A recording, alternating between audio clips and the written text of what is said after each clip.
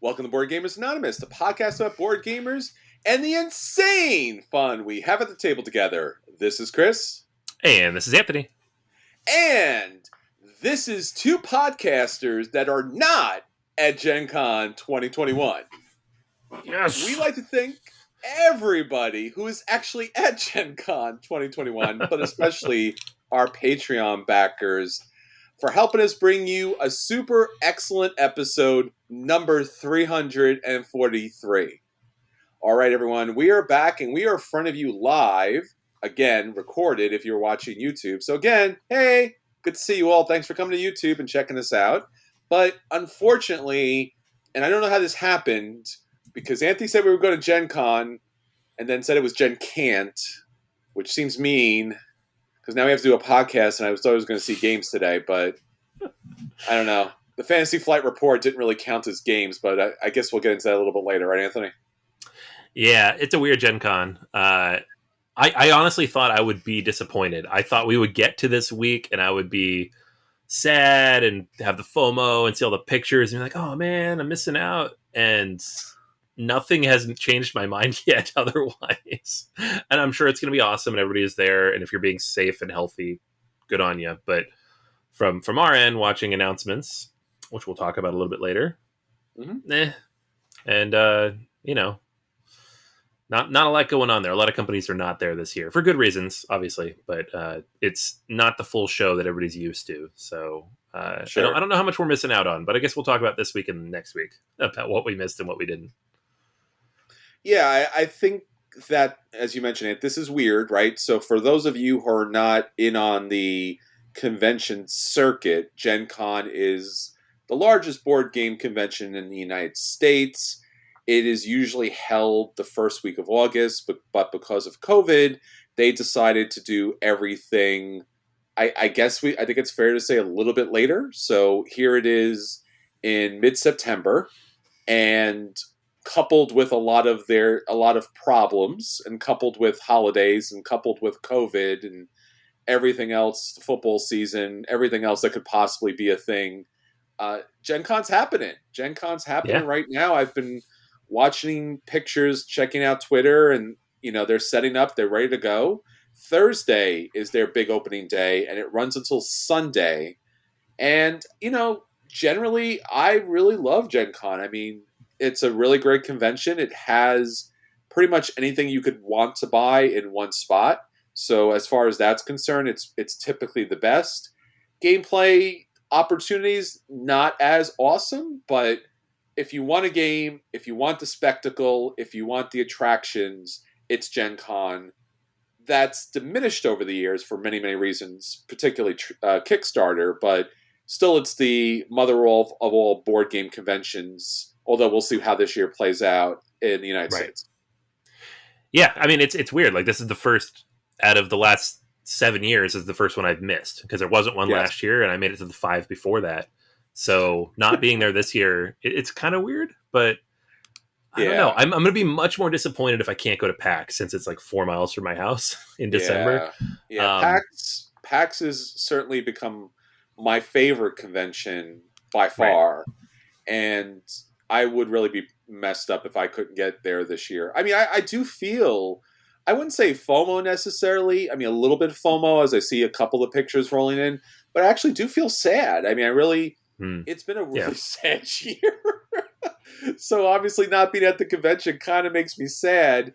And I am actually kind of a little, worried and weary and concerned for everyone there. So if you are listening to this while you're at the convention, dear God, please, absolutely, please stay safe. We really want to play games with you at the table at an upcoming convention or event and such like that. So please stay safe. Don't take anyone's word for it. Just stay safe. I'm just saying. I mean, even in a non-pandemic year, people get sick en masse at these conventions. Right. Con crud is a real thing, my friends. Stay away, clean your hands, wear a mask. I'm telling you, you will thank us later. I will never not wear a mask at a convention again. Now that I'm like, oh, it keeps me from getting all the other sicknesses too. So I've been at the 5 years I've been at Gen Con, I got sick 3 of them. I'm like, I don't want to do that. It's not fun to come home and have all these new games and then go lie in bed for 2 days. Yeah. It really is a thing, and again, it's one of those things that people don't tell you. Actually, someone posted on Facebook, like, what's the worst advice you've ever gotten about going to Gen Con?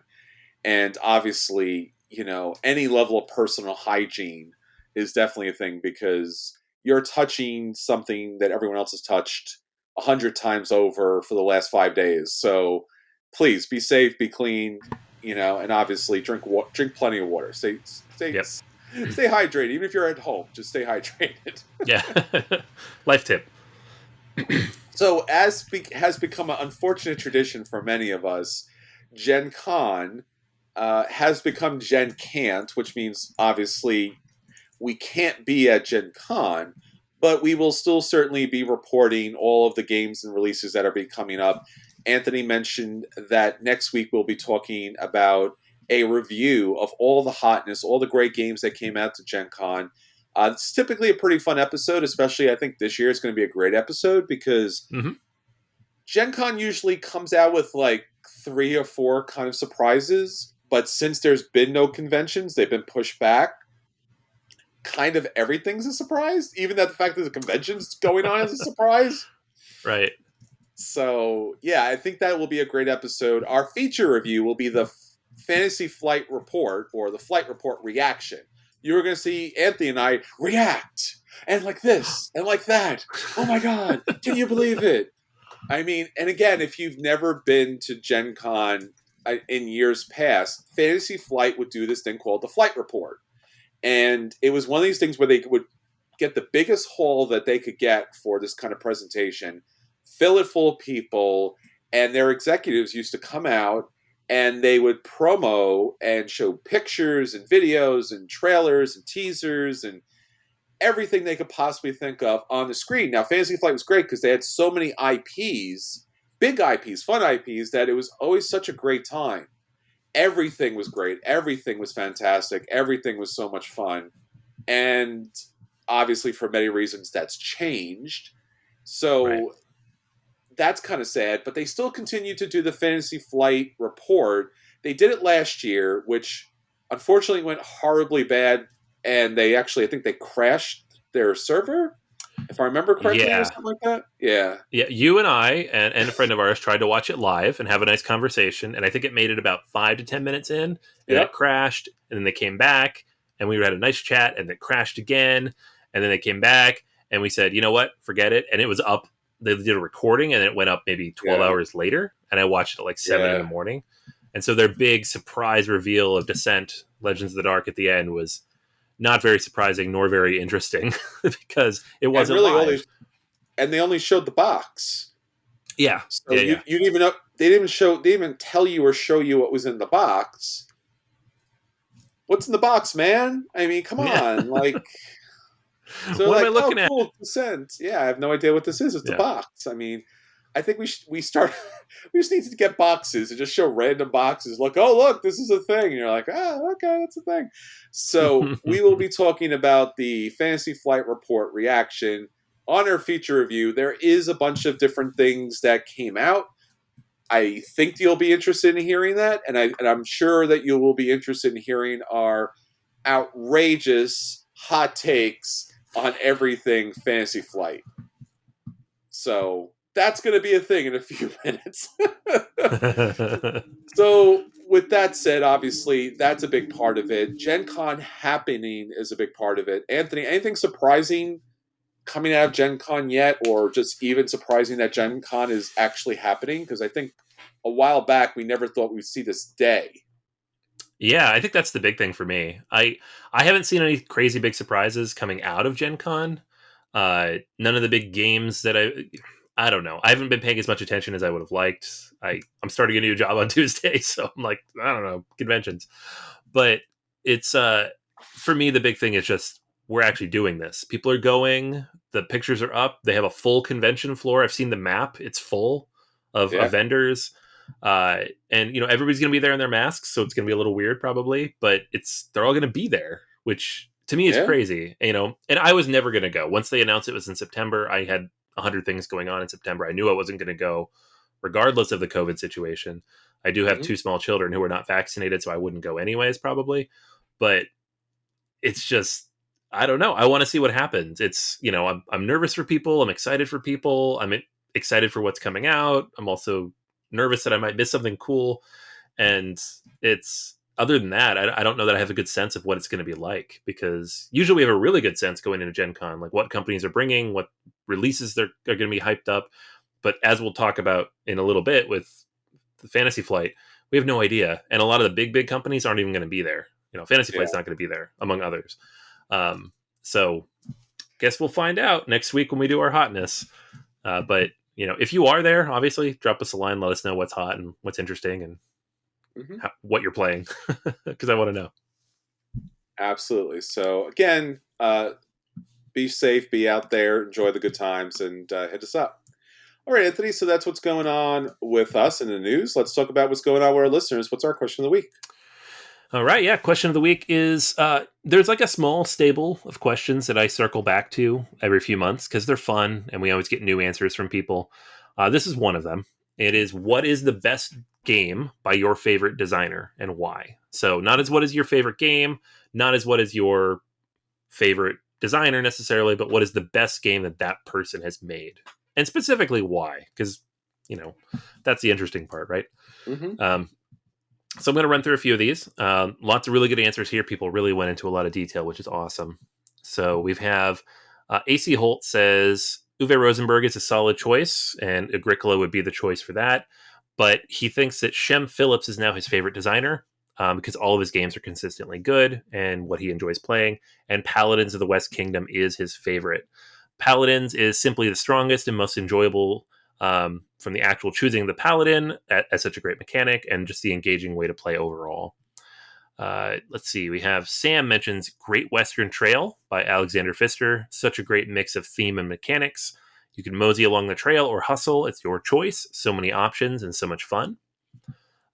David, a good friend of the show here, mentions Cole Worley as his favorite designer. As much as most people would choose Root, he chooses PAX Premier 2nd Edition. Such a rare gem of a game.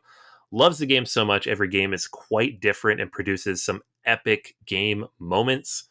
Mm-hmm. So we actually have a lot of answers here. So I don't have time to go through all of them, but just a few more people mentioned. Matt mentions Trajan from Stefan Feld because of the Mancala element. Absolutely, yeah. Scott mentions Castles of Burgundy as his top-ranked Feld, but he thinks that Bruges might edge it out as a game that, as a general package, is his favorite because of the unique artwork on each of the cards and just the tough choices with spending the money to move up the influence track. So I can definitely see that. Yeah. Willie mentions Pfister as well and how Isle of Skye is his favorite because of how flexible it is. Cool. And Eric says At the Gates of Luoyang by Rosenberg. Exclusively for the solo play, which I would agree with. It's not my favorite Rosenberg, but it is my favorite Rosenberg solo game. It's definitely one of my favorites, for sure. Yeah, absolutely. So yeah, a ton of stuff here. I mean, my favorite designer is Vital Lacerda, and my favorite game of his is still The Gallerist. On Mars is very close, number 2, but The Gallerist, and maybe with the new expansion coming next year, it'll knock it off. But The Gallerist is still so sleek and smooth and beautiful to look at. And I can teach it and play it in less than an hour with 2 people, which is just perfect. Sure. Again, it's a really hard choice, and in particular, what really kind of pops for you might be a little different from each individual designer. I guess for me, my favorite designer running is Vladimir Suchi, and he has a lot of great games. Historically, my favorite game from Vladimir Suchi has been Shipyard.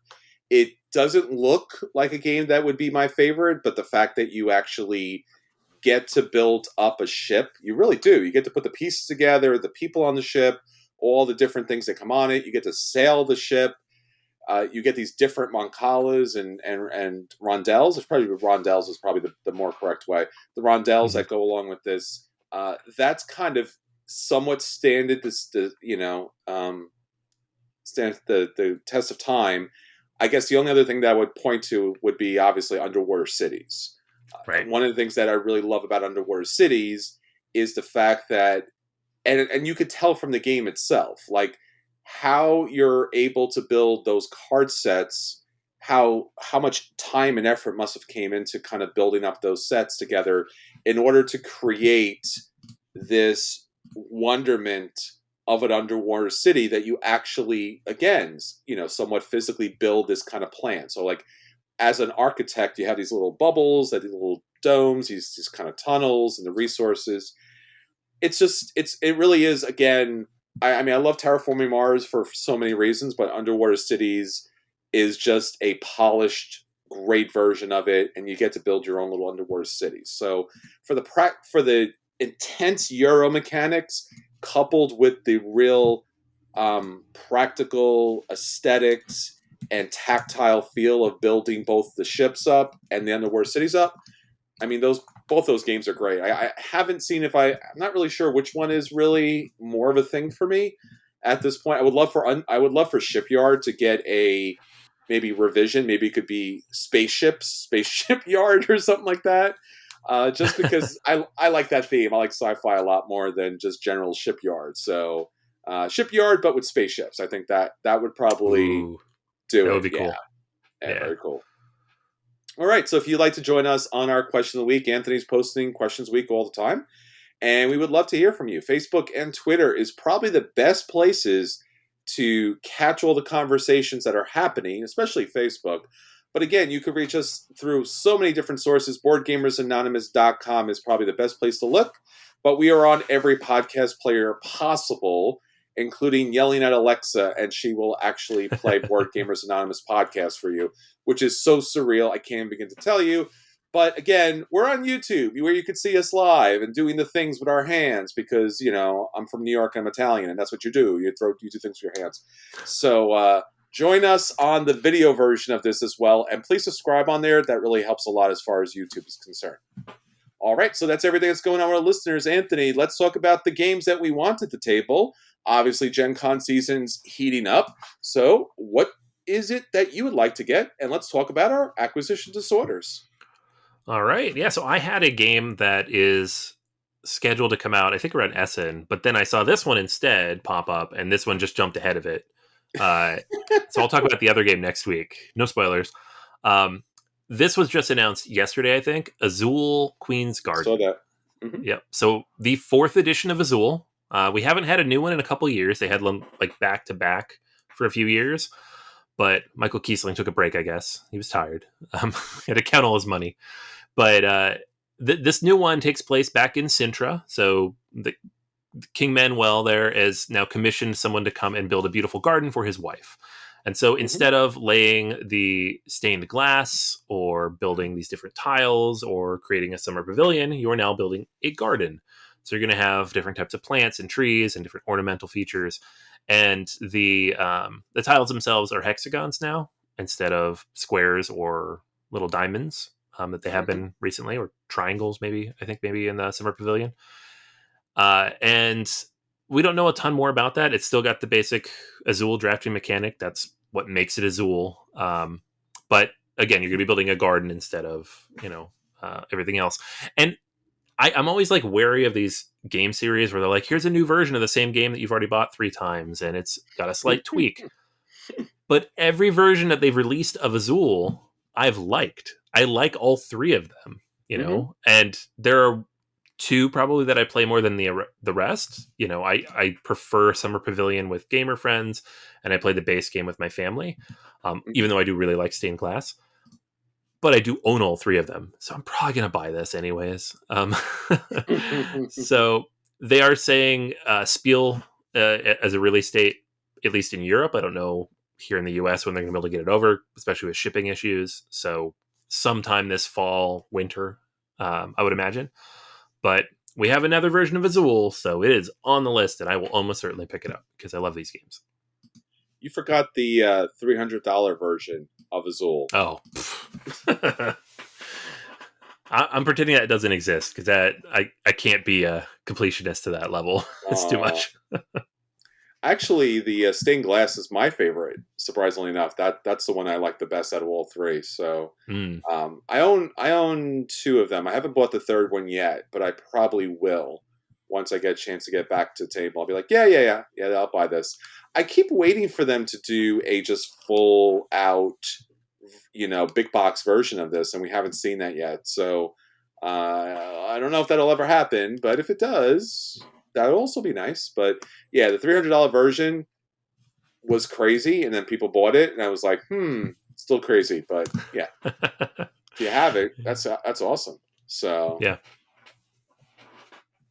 all right, so again, so much coming out of Gen Con, and really at the moment, it's really like, because again, we can't be there physically in person, and there has not been the ability to get a lot of games sent to us, or a lot of games to the table, or a lot of opportunities to play things. Usually at this point, September, Anthony, usually like we're just rolling in reviews, and now we're just rolling in just kind of announcements and teasers.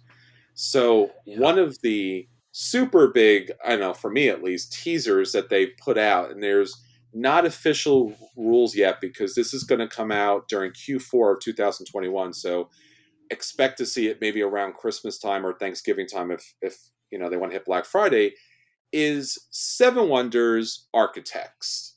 So I was like, oh no, like, yeah, I mean, super, super huge Seven Wonders fan here. I mean, just crazy.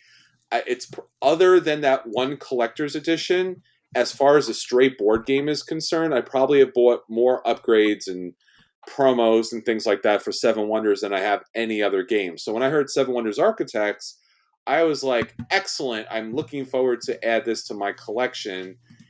Now, what's going on here is a little different because Seven Wonders Architects is a family kid version of Seven Wonders. It's not like a My First Seven Wonders necessarily, but it is a very simplified big box store, get to the family, I guess 30-minute game. It still plays 2 to 7 players. It's still a set collection game.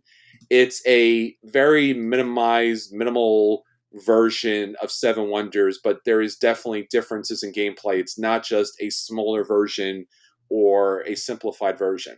The only thing that is somewhat samey is that there's a $50 MSRP for it. So that was kind of Yeah. weird because the photos they have and the little trailers that they have, it looks like a very serious small box game. It does not even seem like the size of the box that the components come in. So I'm surprised that this game is not $30 or $25. It seems to be like something that you would make smaller, cheaper, and simpler so that more people would pick it up and just throw it on the table. Seven Wonders isn't hard to play if you've never played Seven Wonders before. It's about building a civilization using card drafting, and it does take a little getting used to, but once you get through a first game, it's simple. I don't know why this is going to be simpler or easier. I get the idea that they want to approach a mass market kind of area that maybe the first Seven Wonders didn't. But to be fair, Seven Wonders has sold millions of copies, and it is in big box stores. So I don't really understand this, but I'm a really big Seven Wonders fan, so I don't know if I could avoid not buying this. I don't know if Yeah. I think that might be the thing.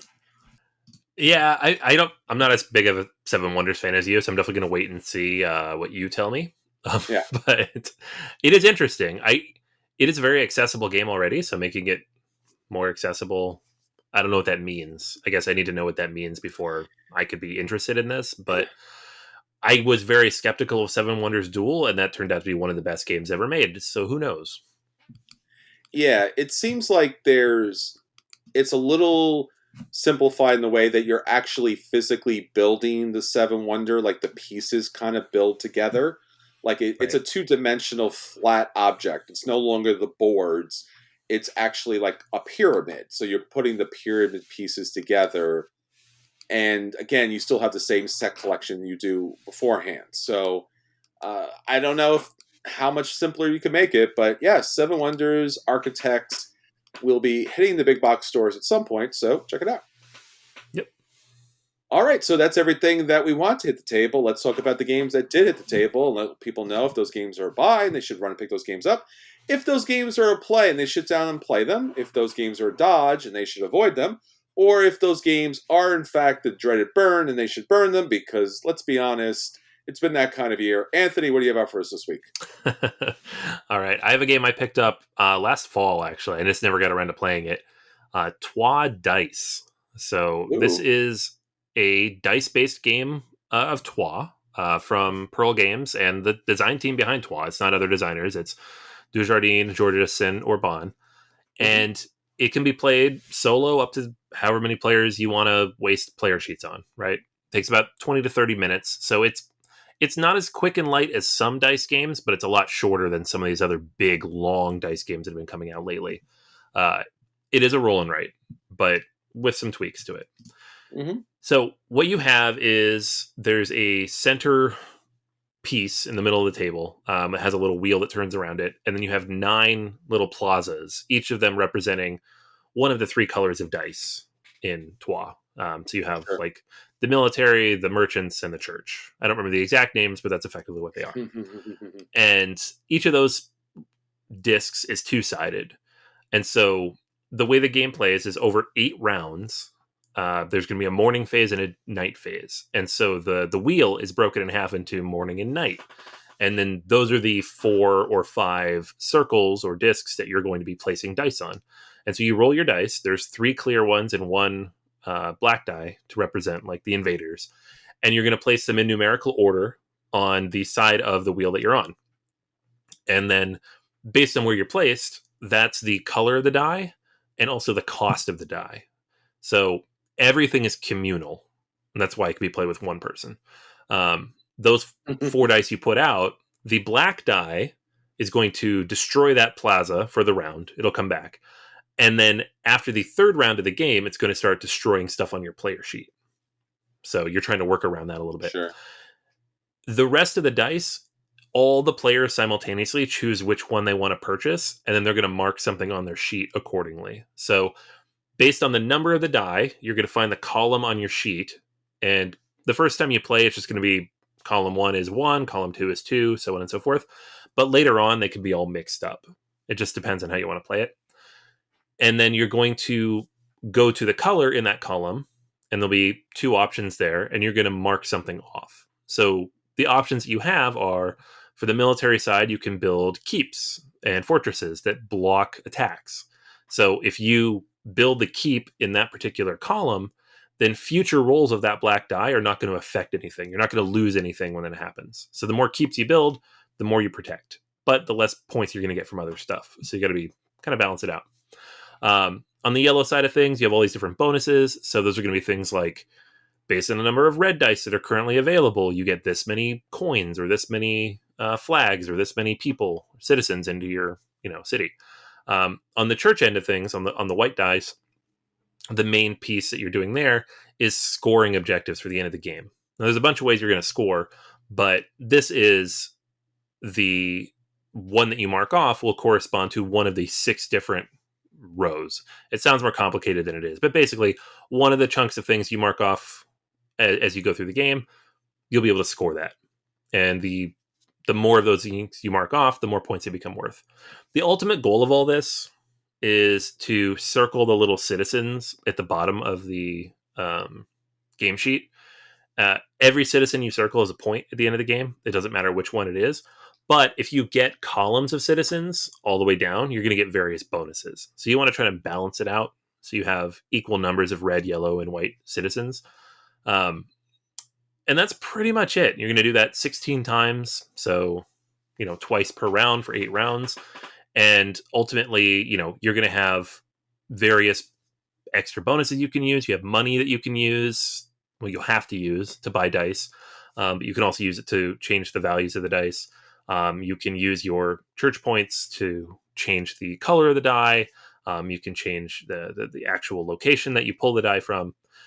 There are like extra event tiles that come in for like the advanced game that you can throw in the game as well. And everybody does that. And like most dice games, it's a matter of who did it the most efficiently with all of the same information in front of everybody. So if you like that kind of game and you like Troyes, it's not too bad. I don't think it's a great representation of Troyes specifically, because one of the reasons that game is so good is the dice management and the interaction with other players and trying to grab those different locations as the cards come out. That's not represented here at all. Like, anybody can choose any die, and then you just mark it on your sheet. Everybody can do whatever they want. It's a solo game effectively. Um, but if you like solo games and you like Twa and you like this type of dice game, it works. It's definitely not the high end for me in terms of dice games. I give it a light play. I'm okay owning it. I will probably play it again, but it almost certainly won't come out for multiplayer. Like if I'm going to play a multiplayer dice game of this threshold, I'll bring out like Fleet or something. And if you're already not a huge fan of dice games, you probably won't dig this game. It's more or less it's familiar and weirdly overcomplicated in some ways. So decent, not great, solid implementation of Twa. If you really like Twa and you really like dice games, check it out. Otherwise, probably not going to be your cup of tea. Specifically, Chris, you will not like this. But I think it's all right. I think it's all right. So Twa Dice gets a play from me, a light play, and I'm happy to have picked it up. It's not crazy expensive. It's like $20-$30. So if you have a chance to play it and you like that kind of stuff, give it a go. Is it maybe even a little more correct to say that it's a roll and write, right? Than Oh yeah, just for sure. yeah, Yeah. They didn't want to call it that, but yeah, you're rolling dice, and there's like a whole board mechanism in the middle, which is a little more than a roll and write. But at the end of the day, you're writing down. You're coloring in things on your sheet, but yeah, uh, and it's you're drawing on a sheet based on what the dice are. okay, yeah. I mean, not a fan of roll and write, not a fan of Twa, Yeah. and so sure, and not necessarily the biggest fan of solo games. I know you're like the solo master, but so yeah, I think I'm going to skip Yeah. this. It has to be Yeah. something No, like an epic level. Hmm. for sure. Yeah, and even for me, like liking all three of those things, this one was like, not quite a dodge, but not. I don't know. Like if y'all know my review background and what kinds of games I like, and the fact that I like all three of those elements, I'm shrugging here. So keep that in mind. Yeah, yeah. If you're shrugging, then I'm burning. So yeah. All Yeah, right, probably. I hear you. All right. Well, I want to talk about a revisit of a game. Our friend Tim asked that we go back a bit and revisit some games, and obviously, having the opportunity to play games online, board games online, in a real meaningful way has been fantastic. And last week I talked about King of Tokyo and how that took me back to my early board game days at Myriad Games and how we used to play big competitions. And Richard Garfield really did a great job and a great design. So, talking about games of that ilk, I wanted to talk about Bruno Cathala's and Charles Chevalier's game Abyss. Now, Abyss is probably best known for its cover artwork. This was the first time I've ever seen a board game be so bold as just throw a image of one of their characters on the box and nothing else, no text, nothing at all. And it was a really kind of bold move, and the artwork was fantastic. In fact, um, Xavier Colette, my favorite board game artist, is kind of featured here in the best way possible. And I just love all of these boxes. This reminds me back in the day of being a comic book fan where they would just do variant covers. Like if I had the means, I would have bought one of each box just to have the different covers there. I kind of lucked out. I got the one that I wanted. It was like the female with almost like the unicorn horn on it. And I was just like, oh, I got lucky. I just ordered the game online and I got the one I wanted on there. But that's kind of what it's really known for, I guess, in an industry that's so vast and big. But Abyss itself has, kind of stood the test of time with a game that is actually something that, at least when I first saw it, I was like, oh, this is going to be everything. It's a Euro game. It's set collection. It's bidding. It's press your luck. It's a quick short time. Maybe it's an hour to 2 hours at the most, and I think you're even pushing it there. Maybe if you have some analysis paralysis, then yeah, that could hit 2 hours. But really, it's one of those games that you could just sit down, learn rather quickly in 15 minutes, and be able to play it forever. So Bruno Cathala, again, we know Bruno Cathala from so many great games that we were just talking about. Seven Wonders Duel is fantastic. So many great games here. And really, what this comes down to is that you are one of the kind of massive underwater kingdoms, these intelligent race of creatures that are bidding for power. And the board itself, again, is also a beautiful piece of artwork. It's this kind of Senate situation where there are these five different allies factions that you'll have an opportunity to recruit from. These are very important because these different allies or citizens here come from the different underwater sea races. Beyond the artwork, what was also really well known about this game was the components.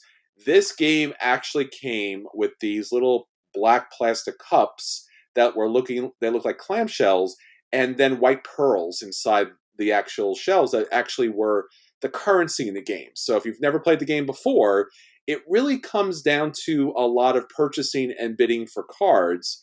So the pearls play a huge part. It was at when this game came out, it was at a time where the big fancy kind of like full featured games with all the best stuff in it really wasn't a thing. So this came out in 2014. You didn't see pearls like these plastic pearls as money.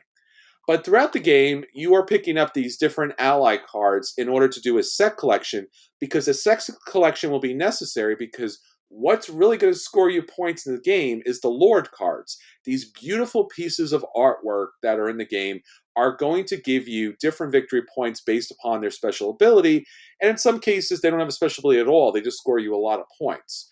It will tell you, in order to recruit that Lord, what number of allies and what value they are in order to recruit them. Now, again, recruiting allies is important because when you recruit allies, you're going to be able to score one of the allies. Typically, unless you have a special card, it's going to be the lowest point ally in the game. The lords have points, and they're going to give you special abilities. But really, where the game takes off is there are locations in the game. So if you're able to collect 3 lords with keys, or collect keys separately, and again, there's a press your luck mechanic with this as well, you'll be able to get these big kind of block locations, kind of like Seven Wonders, where it depicts one of the fantastic places in this underwater kingdom. You'll tuck the cards that allowed you to do that. They lose their power and special ability, but they're going to score you points throughout the game. These different locations score based on your lords, on your allies, a number of different conditions, both positive and negative, throughout the game. In addition to that, you'll be able to play a little bit of a press your luck game to actually you'll be able to play different allies on the board that you and your competitors will be able to purchase. But every once in a while, there's a threat token. These threat tokens will give you an opportunity to pick up pearls, pick up hidden monsters that score you points, or again, pick up keys that will allow you to be able to get those different locations. The game itself is a beautiful game. It's primarily a set collection to the lords, to the actual locations themselves, and then obviously having enough pearls to purchase what you need in certain points of the game. Generally, it's pretty easy. As I mentioned before, you are just basically taking the time to explore the depths for the different allies. You're taking a look at the different, lords that are available, or you could actually pick support from the council. The council is where all of the allies go that no one really wants. Those are like the 1 and 2 point allies that kind of go down there. The game is fairly quick. It's on Board Game Arena. It's a lot of fun. It did not hit me as hard as I really thought I wanted it. I still love the game. I've picked up the expansions. It it is not the game that I thought I was going to get. It's a little wild. It's a little loose. It's a little obtuse. It's a little lucky based upon the cards that come out. So, those lords are available, but I haven't seen any of those allies, that can score. So it's a little bit all over the place, and it can have some wild swings if someone gets lucky and gets a location that really works best for them. But Abyss from Bruna Cathala, it's definitely still a buy for me, both in the board game version and the online version. Check it out. You'll enjoy it. It's a lot of fun. Artwork, components, gameplay. Really great game. Yeah, I'm glad this hit Board Game Arena because it's a game that I played like 2 or 3 times when it came out. Mm-hmm. And I never owned a copy myself, but a lot of people did. Sure. And we played it a bunch, and I was like, this is good. This is fine. Yeah, but it's fine. it didn't become like a regular for me, and it kind of faded away, and I forgot about it. And occasionally you'd mention the artwork when we talk about artwork or covers or something, but that'd be about it. But it being on Board Game Arena, I have had a chance to play it several times since. So I'm like, no, this is good. I like this. Yeah. It's not the kind of game I personally end up buying because I have a limited number of those types of games in my collection, but I'm always happy to play it. So it's cool that it's out there now. Yeah, and the game has gotten two major expansions. Leviathan is the most recent expansion, and it also had the Kraken. So you got some kind of Mm. corruption pearls played into that version of it. Leviathan, I still have not picked up yet because the artwork is a little different, and I love the art. I mean, the artwork's still very good. Don't get me wrong, but the Sure. game is not as heavy and complex as I really would want. It's a little too simplistic. The artwork pushes it over for a buy for me, and I still do love the game. So, something to definitely check out. All right, Anthony. So that's the games that are hitting the table and the tablet. Definitely check those games out and keep up with us as we keep up with the newest games that are hitting out there in the market. So now on to our feature reviews. So our feature review this week, of course, is the Flight Report reaction, where Anthony and I make all kinds of crazy faces that you will not see because you're listening to this on the podcast. But nonetheless, we will still make these funny faces because, every once in a while someone watches on YouTube and it makes me laugh because, again, the Fantasy Flight Report was this epic consumer montage, like very 1980s, like action movie montage kind of thing, where it's like everyone was cheering and everyone was having the best time. And it was, Game of Thrones, and it was Lord of the Rings, and it was Star Wars. It was just everything was epic, everything was big, everything was fun, everyone was having the best time possible. And then something happened, and here we are. So, Anthony, what Yeah. happened, and where are we now? Well, a few things happened. Uh huh. Uh huh. I mean, the What would most those obvious be? is COVID. We got to give these guys the benefit of the doubt. This is a COVID Absolutely, year. yeah. Bad Maybe they year. have more stuff and they weren't ready to show it. I don't know. But Aw. also, Asmodee happened. Also, they split Yes, off basically anything miniature based to another they company. did. So Fantasy Flight doesn't handle any of their own miniatures anymore. So, spoiler alert, none of that in here at all. So, See, that's my first it's, reaction. Did you see that? Did you see it, I Anthony? know, Did you see it in the yeah. camera? That was Yeah. my reaction. That was my Mm-hmm. first reaction Mm-hmm. to the report. All the Hmm. people in the comments being like, "Where's the X-wing? Where's the X-wing? Where's Armada?" And I'm just like shaking my head the whole time, like they're not going to do it, guys. They sold it, or they resplit it, or I don't really understand how all Yeah, that works, the corporate dynamics. But it's it's a very narrow slice of things that Fantasy Flight does now, right? They have yeah, Arkham, they have Terranoth, they have a little bit of Marvel, and they yeah. have Game of Thrones ish, which is a thing not Sure, many people care about at the moment because the show kind of ruined all the goodwill for that. they So did. And Keyforge. Keyforge, yeah, which we'll Yeah. get to that, but not really anymore. So it's Oh no! Oh yeah, no! Oh no! yeah. This was disappointing in a lot of levels. If nothing else, because half of their announcements in the first 15 minutes were just like, "Oh, that's over. We're ending that. That's broken. We're not going to do any more of that." It's just Why would they those aren't do that? announcements, guys. They're not announcements. It's not So announcements. It's kind of like a suicide watch for their board games. They're like, and this is I never happening again. This is never being produced again, and this one has been lost to time and space. And know. yeah, Yeah, it was. You know what? It what to be fair to them though, it most of those announcements were not like we're done with this. It was there's a problem right now. We'll get back to it later. They're like, cool, but why are you announcing that on your premiere announcement yeah, stream? Anyways, I don't want to rag on them too much because obviously they went out there, they put themselves out there, and they tried. It didn't work on several levels, and we'll get into all that. okay. So So Anthony, you and I sat through the flight report, and we again, we did. made a lot of reactions and a lot of funny faces that people could not True, see true. because again, podcast. Obviously, they are releasing some games, and obviously, Asmodee is releasing some games. That we would definitely be interested in talking about. So, why don't you run us through the flight report in case people out there did not attend the live reaction and obviously did not download whatever they were downloading at the moment? Yeah, yeah. So I took notes. We'll run through each Mhm. of the things they mentioned and rough overview because some of this stuff is more interesting than the rest. But they Sure. did kick things off with Descent: Legends of the Dark. That's their big $175 blowout board game, which they claim is the largest thing they've ever made. This coming from the company that made Twilight Imperium, and I'm like, okay, sure, I guess it's the Yeah. biggest. Um, I mean, it's Gloomhaven and Terranoth, so maybe it's bigger. I don't know. It's Uh, got the most cardboard furniture I've ever seen in a board game. I mean, I that's good. know. Yeah. Yeah, and so they didn't really announce anything new. They just kind of teased a bunch of new stuff. So Act Two, they're going to have bigger miniatures and new stuff, and it's all like a single story that carries through. So again, Gloomhaven and Terranoth.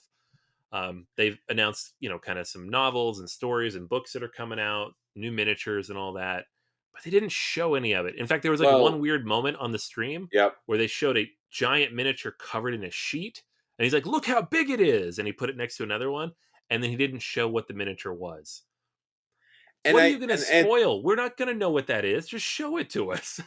and Like, let's say, look, Anthony. The reason for the disappointment is because Fantasy Flight has been such a wonderful draw and so many yeah, wonderful products. It's not out of hate; it's out of love. no, yeah, But yeah, I do want to say one of the things. It wasn't a sheet. I don't want to overstate the size of the miniature. He did yeah. hold it in one hand, right? And it was like, I don't know, a hand cloth. Is that maybe more size appropriate? Yeah, yeah, like a washcloth. I would say Yeah, it's probably washcloth.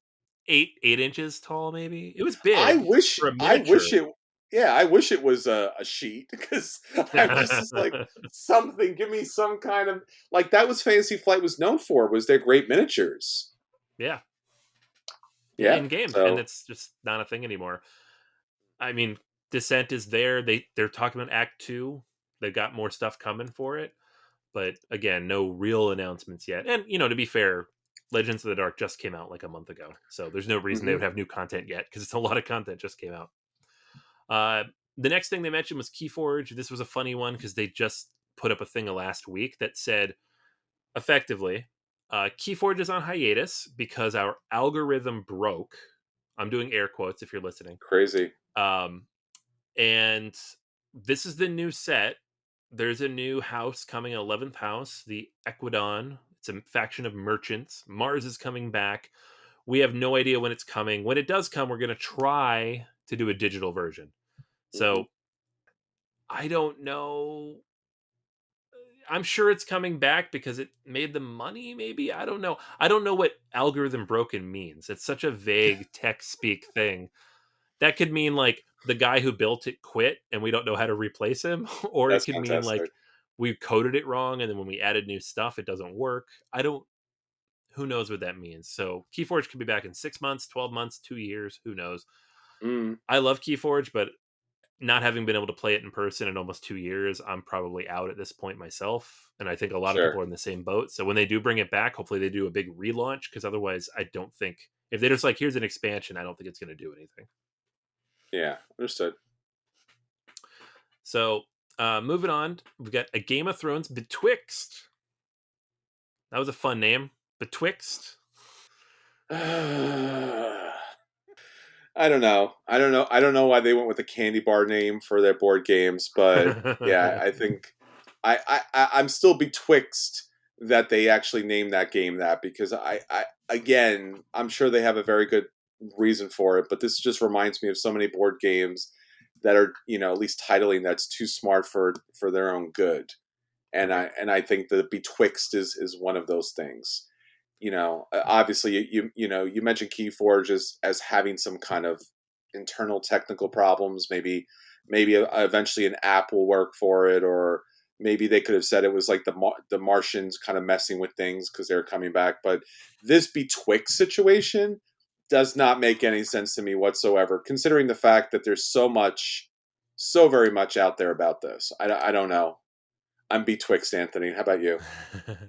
Yeah. Yeah. And this is, again, and this is kind of the common theme through this whole thing. They announced this game 2 weeks ago Sure. on their website, so we already knew a little bit about this game. It's a 3 to 6 player intrigue based game. It gives you like a social deduction feel. The artwork is very nice. Very It's nice. it's not like based on the show or anything. It's definitely Nope. like a throwback to the card game and the artwork that they do there. So Yes. I do appreciate that, especially for a smaller box game, because they've done a few small box games for Game of Thrones and they haven't had great artwork. Um, Yeah. Let me read the description here. Manipulate the tangled politics of King's Landing in his unpredictable power struggle of a Game of Thrones betwixt. In this fast paced card game of 3 to 6 players, you lead your house as one of the 9 iconic conspiring characters from the Song of Ice and Fire series. Use your influence to attract new allies and carefully navigate the other players' allegiances, as you strive to have the most powerful small council in Westeros. But some allies are shared between you and your neighbors, so beware, even your closest companions have other loyalties.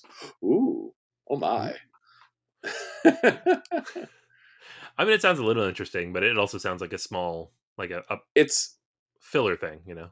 it's a very much a filler thing. It almost kind of reminds me of like Love Letter, like almost like an Mm, upgraded version of Love Letter, like where you have this card, but there's a rock paper scissor kind of mechanic, and like you said, it's just not the big game that we had hoped to see. And I always find it weird too, like they talk about these games like it's fast to play as if that is a something that we really want. Like I don't need to speed through my games. Like how about a thoughtful game or a tentative or tense game? This seems like this is fine. So yeah, I mean, yeah, this is fine. This will be fine. I'm sure this will be fine. It's yeah. weird, but it'll be fine. It'll be fine. Yeah, but again, it's also information we already had, so nothing new out of this. It's coming at the end of the year, maybe. He kept saying maybe because of the shipping, which Yeah. not their fault, obviously, but No. they didn't have any hard release dates on anything. Look, Um, man. The only reason to beat them up and blame them on these things is because Fantasy Flight has been such a historically amazing company. yeah, So you know, it's just hard to see the great icons here. But there's for games. There's sure. still games to come. Hmm. Oh, absolutely. Yeah. So moving down the list, we have a couple other things that they'd already announced. Hmm. Unfathomable, which is the Arkham version of Battlestar Galactica that a lot of people are very excited about. I Hmm. I wish I could just get Battlestar Galactica, but I understand why people love this. It's been delayed. It was Sure. supposed to be out this month. It's coming out October or November now. That's all they said. Hmm. Lord of the Rings: Journeys in Middle Earth, the Spreading War expansion, that is coming sometime later this fall as well. It is the last expansion for the game, and then Hmm. maybe there's some small content coming after that, but they didn't announce any of that. They said it was always planned as a trilogy. I don't think they ever said that, but sure, Uh-huh. why not? I mean, I'm happy if they end it because it's a lot of content and I will play it all. But it's it seemed abrupt. I don't know. Sure. Jumping into the LCG stuff, there's three big ones, obviously. So Arkham is where they let off. And I don't think there was a whole lot new here. So there's a standalone scenario that they're releasing that's kind of like a time travel thing. Like you said, it was like a time stories kind of a approach. The machinations through time, right? So you're jumping Yeah. back and forth between three time periods. Uh, Not a lot of information on that other than that there's time travel. So Sure. I don't know. That's fine. We already knew that they were repackaging the old content into full sets. That's been We did.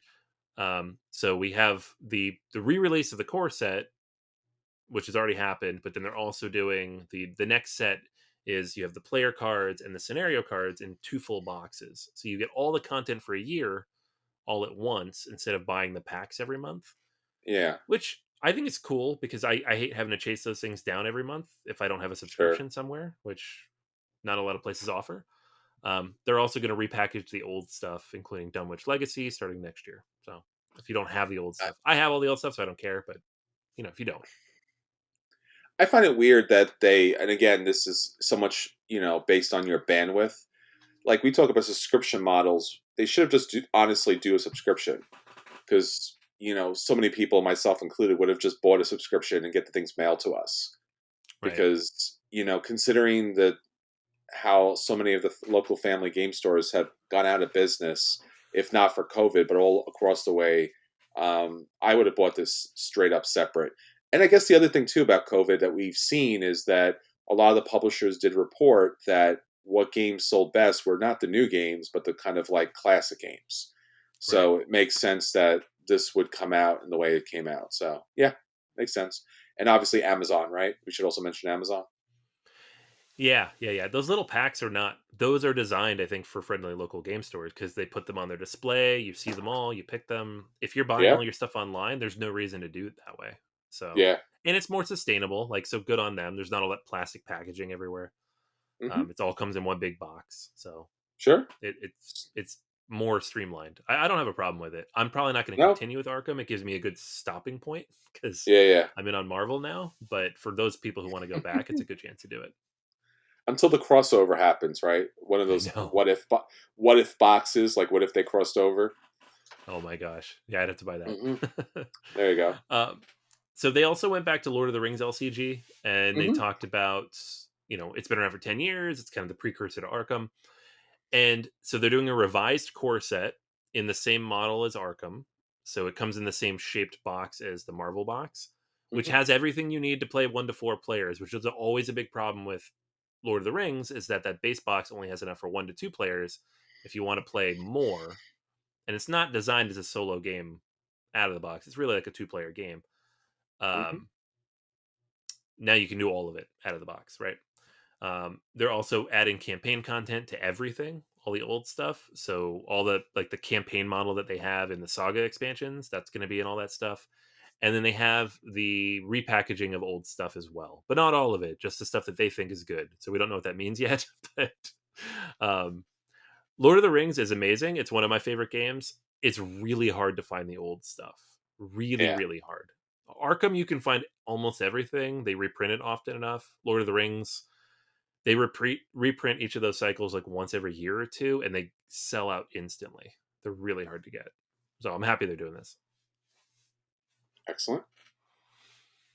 Marvel, not a lot. They said they've got a Vision pack coming, which everybody knew was coming because they already have Wanda, so Yes. that's coming. And then the next big set is the Sinister Motives. So we got Spider-Man stuff coming, Sinister Six.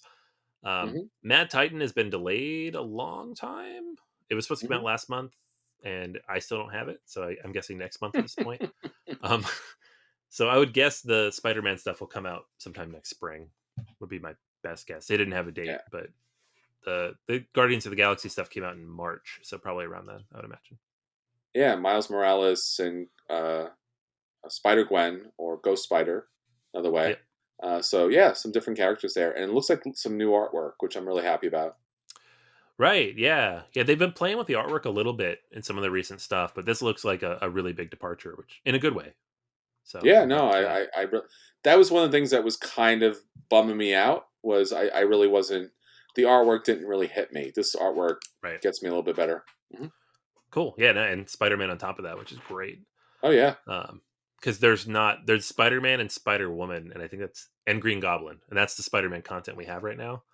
And so I want exactly. all the other Spider Man content. Give me give me Miles Morales, give me Spider Man 2099, give me Spider Ham. I don't care. Give it all to me. I don't care. I would assume so. Um, Yeah. yeah, that'll be fun. So that's all the LCG stuff. Not a ton. Um, they did mention, so they started to mention Twilight Imperium because next year is the 25th anniversary. But then Hmm. all they really mentioned was the graphic novels and comics that they're working on with Simon. That's coming on Kickstarter at some date in the future. Sure. Okay, I don't care. I mean, I'm sure a lot of you do care. I'm sure it's very interesting lore. But you know, give me more games in that universe. Bring back Rex. Do stuff like that. It's really weird that they, again, it's weird because it's not Hmm. that this is not good content. I mean, if the stories are good, I'll Right. be happy to read them and I'll be jumping on board. But let's be honest, we're here for the board game, so it seems weird that you would kind of feature it that way. I would throw that in as like a bonus. And again, I know, like you said, Anthony, earlier, they're not dealing with the miniatures anymore, and I completely understand that. But I would have loved to seen anything at all as far as, even if it was miniature collectibles from the TI4. I would love if there was a game, of course, that was Yeah. miniature based from TI. But even if it's just the miniatures, I mean, they have the models and stuff like that. It's like, here's the backstory. Like, uh, I don't know. Not really a backstory guy when it comes to board games so much, but I do read the flavor text, so I don't know. Right. Yeah, it was disappointing because I thought they were going to do more. Just the way they presented it in the show, and then they just didn't, and then they just moved on immediately. And they're like, "Oh, also we're doing merchandise." So we have fan websites up for L5R at Lord Hmm. Legend of the Five Rings, Arkham Horror, Twilight Imperium. I'm like, I mean, cool. I will buy a Twilight Imperium T-shirt. That's great. I want some more games. So, And to be and fair, our again, friend at the Dave end of thought that, about that first. yeah, I know Dave. Dave was on it. He knew this was big and it was coming. Hmm. Um, and then that was pretty much it for the game stuff. They kind of that was about 25 minutes of that. They jumped into a whole segment with Nate French, the original designer of Lord of the Rings, living Hmm. card game, and he talked about the R&D focus of the company and kind of gave a walkthrough of how that's working. You know, like their design sprints, the longer sessions they're running, the cross disciplinary teams that they're putting together, and from a purely like structural data nerd perspective, like part of me was like, this is really interesting. But from the media board game consumer perspective, I was like, why are you doing this to me? Like, why is Yeah, this on this particular stream? And it's, obviously yeah. they're elevating French and they're elevating that team, which is great. And hopefully a Hmm. lot of really good games come out of that down the line, but they didn't have anything to announce. So No, I don't but know. that was the problem too. I actually felt bad for him because it was Yeah. like it's announcements about things that are being released, and here you're bringing in your R&D guy, and you're like, all right, cool. So they're released, R&D's did something amazing. Can't wait to hear it, and we did not hear it. Yeah. Um, Well, that's the thing is like I would watch a documentary about the R&D process that goes into building like an iPhone, right? Like sure. I want to know how that happened. But I wouldn't want a 15-minute segment in the middle of an Apple launch event about the development of the iPhone. I just want to see the new features of the iPhone. It's a Yeah, separate thing, right? And you're not going to have the audience if you separate it out. I understand that, but it was just weird. And it was weird. a lot of people were really into it. I saw the chat. Some people were really bored. Some people were really into it. But just it was tonally weird to put that in there at all. So I don't know. Good on him. Good on them for being transparent. But it was just kind of almost like filling time because they didn't have much else to announce, which is unfortunate. Hmm. So they left us with a mic drop, an actual physical mic drop, and the microphone broke. So never a good sign. Um,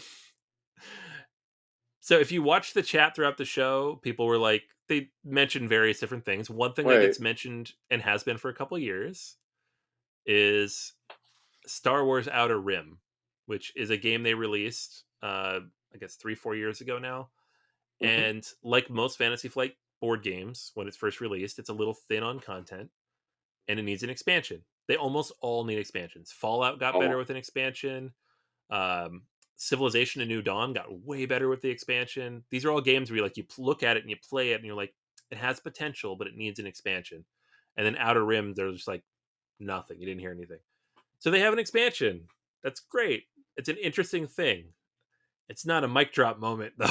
like, it is not. like if you're gonna show Star Wars, like you gotta. I don't know. I played that game. I didn't love it. I didn't hate it. I don't know that I would have loved it more with an expansion, but it's not what I was. It's not what a lot of people were looking for. A lot of people were very happy about that, and I'm glad for them. But I wanted something new. There was nothing new in this whole stream. Yeah, I understand completely that there is obviously limited money, time, and technology available with all of the things that are happening. So I feel bad for the people that have to go up there. I guess overall, my general disappointment was the fact that we really didn't get a long peek or look at exactly what they were showing. It was a kind of a split second here and there of different box arts and things like that. So at least on that end, I was a little disappointed. I guess the mic drop moment. I guess anytime Star Wars comes out, I get it that could be Right. something that's mic dropping me or Lee or however you want to take that mic drop. But it's at the same time, again, it's an expansion, Yeah. and it's been a while. I mean, I don't know. Like again, it's so hard. I mean, I feel bad. I don't want to berate or belittle the things that they've produced because again, like Fantasy Flight has been a solid company, as far as their productions each and every year. But it's just depressing to be honest with you. I think coming to it has just been depressing. And again, I think they could upgrade it just by showing more of the games or more of the content, or just leaving it on there, or not making such a big thing about certain things because I still do think that they have good stuff coming out, and I'm looking forward to some of the games that again, at least even if they're a version or reprint, like the Betwixt thing is probably not a thing. The Lord of the Rings thing is fine. Everything that they're doing with Arkham Horror is always great. They're on the point with that. Unfathomable will be great that so many people will get that mechanic to the table. I don't know if it'll be as big. It can't be as big as BSG, but it's a thing. So they're producing more, right? You'll get more Marvel stuff and more of the stuff that they still have license for. Right. So yeah, that's fine. It's fine. I It mean, was fine. Yeah, there just was nothing new.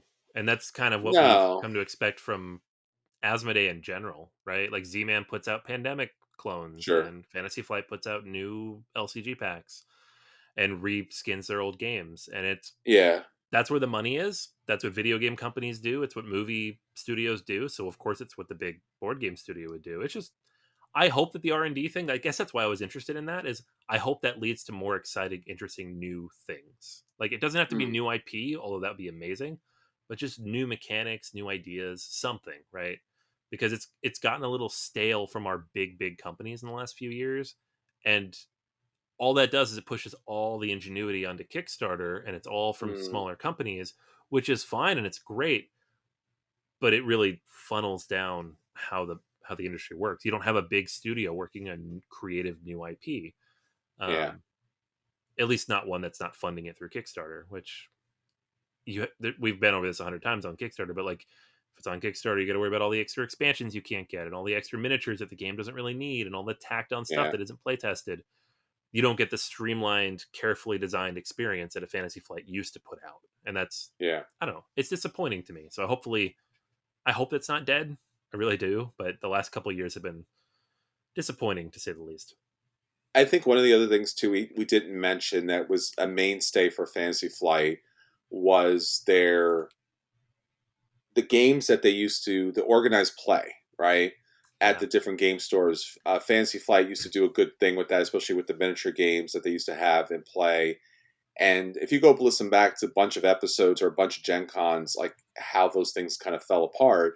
But I think that was a sad thing too, because we talked about earlier, like, or I talked about earlier about the local friendly game stores and how you could kind of get those packs and or not get those packs. It's it's a radical, it continues to be a radical change in the board gaming as we move forward. So how things are marketed, how things are sold, how things are purchased or played or got to the table and things like that. And obviously the companies are the chicken and the egg. It comes from them as far as causing that, but it also comes back on them as far as what they're able to announce as epic mic drop kind of things, which is just a simple little expansion to a Star Wars board game is not a mic drop moment by any stretch of the imagination. No, In a though it normal was. year, in a normal time, in a time long ago, a time Yeah. of myth and legend. Yeah, I mean they made a lot of people very happy, and I'm glad for those people. And I Yeah, hope the game is better because when I played it, I gave it to you, I think, because I just was not you did. interested in it. Yeah, I So haven't hopefully it's played it yet, good so I'm and you looking get forward it to it. and we'll play it and we'll love it. But Sure. at the moment, meh. All right. Well, there is our reactions. A lot of facial reactions. A lot of moments, and again, Fantasy Flight putting out their report. Always love the fact that this is a public report. Sometimes when companies put their stuff out, it's usually hidden behind endless numbers of websites and screens and corporate reports and things like that. This is front and center, and it's made to be entertaining and fun. Obviously, I wish there were more games, but again, all the companies are playing things safe right now. So maybe in the future, we will in fact see something a little more dramatic. Things change a little bit, things open up a little bit. Asmodee makes some moves and some decisions, and Fantasy Flight, which obviously in some cases has lost a lot of their properties and stuff. Um, Maybe something big's coming. Who knows? Marvel, their Marvel IP, obviously they're not producing giant big games, but Marvel is blowing up everywhere possible. Lord of the Rings is going to be much bigger once it hits Yeah. Amazon, and obviously Arkham Horror has been talked about to be on Amazon. Plus, also it's going to be everywhere. So the fact that they're doing store merchandise means that they are certainly trying to push the IPs to a larger market. So by all means, it's possible that one day we might see these things out there in other areas. So looking forward to it. Hope it gets out there. Hopefully, again, everyone has a great time at Gen Con.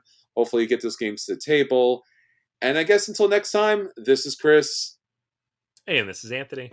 And we'll save you all a seat at the table at Gen Con 2021. Woo! Take care, everyone. Stay safe.